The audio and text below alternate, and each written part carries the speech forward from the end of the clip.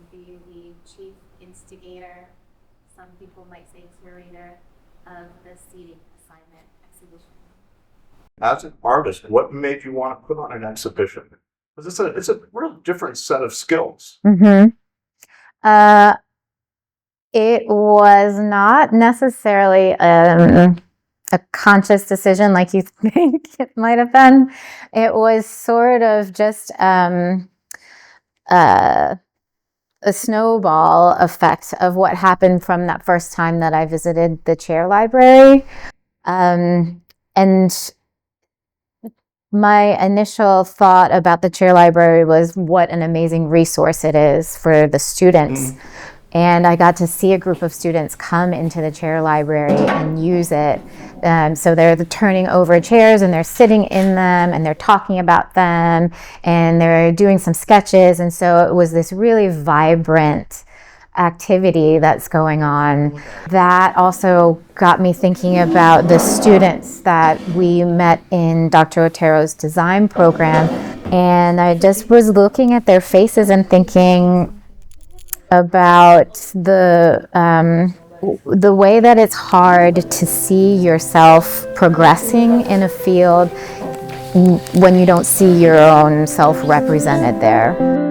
My name is Rosa Otero. I am a professor at Salem College and my training is in architecture, and at Salem College I teach design, but I also am the director of the chair library. The main criteria to be in this collection is that the piece is in current production. That's one of the main criteria. That is something that we can still go to the company that carries the right to reproduce them and we can go and buy them. It really tells the story that these designs, even though they were 100 years old, they're still relevant and they're still important today. We obviously could have done better in some areas, gender representation, and that's one of the areas that we're really working on right now, trying to get some chairs designed by women. Matter of fact, the one I'm sitting right now, which is my favorite, is designed by Eileen Gray.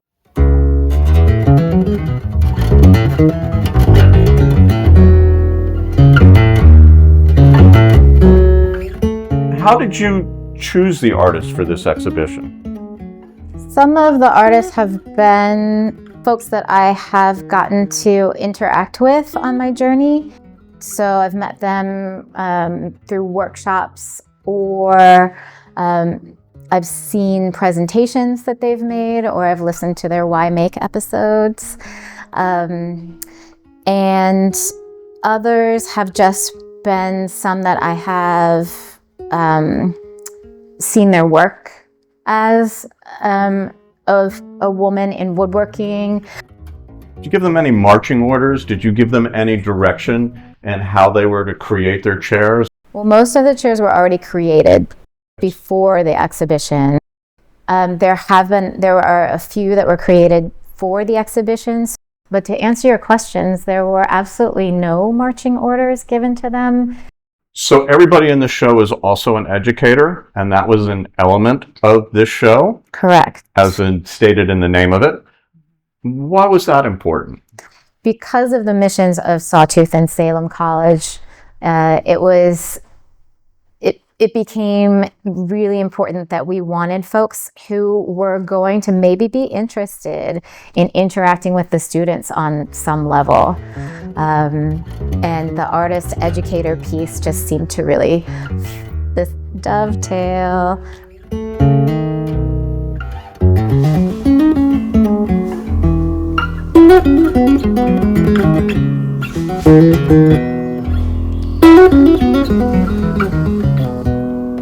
I had heard word that Becky was curating this show, and I had already started building this chair, and I had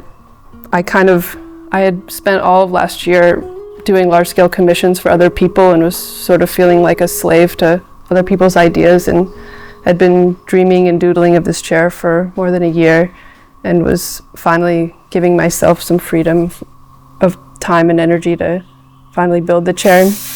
And living in rural North Carolina and working and living by myself, it's pretty isolating, and so I was excited to have an outlet for having kind of a goal for where this chair could go out into the public eye and be seen. This is sort of a train of thought of a variety of seating elements that I've made in the past 3 years or so. I mean, a long time ago, I took a chair making class at Penland with John Grew Sheridan when I was, I think, 19. And that was my introduction to the concept of ergonomics and seating, and since then had kind of a long pause of furniture. But then in, I think, 2019 or 2020, I started dreaming of chairs. The first one just literally came to me in a dream, and I woke up in the middle of the night and did a little sketch of it. And it was right when I was sort of learning more about metal fabrication and integrating it with concrete, and made a series of chairs and a chaise lounge chair, and then started making furniture in more of this style that was more intuitive and rough. Well, I very first learned how to weld, and I think it was 2011. I had met this woman, Krista McGee, that worked at the North Carolina Zoo down in Asheboro, and I went to hang out with her in the exhibit design shop there, where it's one of the only zoos in the country with on-site fabrication of fake rocks and tree limbs and stream beds and polar bear caves. And all of that construction is made out of welded steel armature, which then they direct apply concrete to. So my introduction to welding was also my introduction to sort of three-dimensional steel sculpture. I never really even taken a sculpture class. It was sort of also my introduction to sculpture, of just how to build in three-dimensional space and build up mass kind of quickly.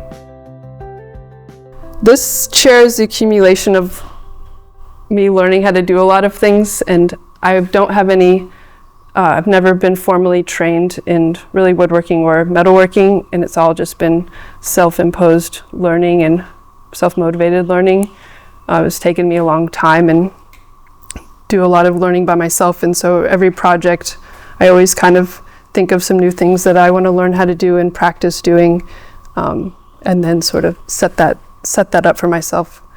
And for this chair, is the first chair I ever incorporated upholstery, which was very challenging, and the first time that I combined the decorative metal cutouts with this sort of meaty sculptural forms. There are lots of ways you can set the exhibition up, set the room up. In my mind, I was always thinking about the dinner party, the Judy Chicago installation that is at the Brooklyn Museum, where she has created a place setting for individual women artists. And the thought of this exhibition was to become the negative space around her table and her place settings. And so we are here currently, still today, like pulling up our chairs to that table. And it's all about the conversations that are happening between the chairs themselves and between the artists in this show, and imagining a room just full of the artists that she has also been inspired by. And what would these conversations be?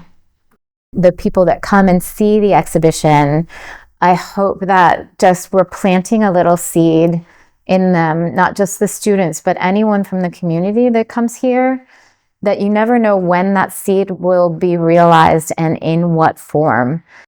I could not have known that I would be sitting here talking to you about this exhibition right now without that seed having been planted in me all those years ago.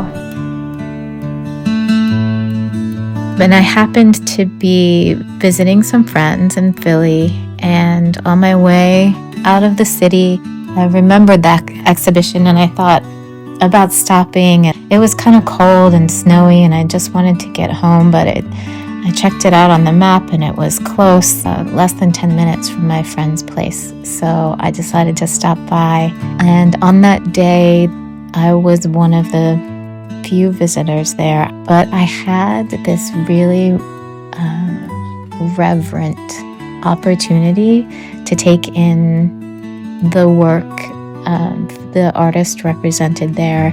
And it was everything from furniture to installation work, practical to conceptual. And for me at the time, not really knowing too much about the history of women in woodworking and not really knowing too much about what I could do. That exhibition completely changed the trajectory of my woodworking, and it also planted a seed within me that it took a few years, but it did germinate, and it did become the seating assignment exhibition.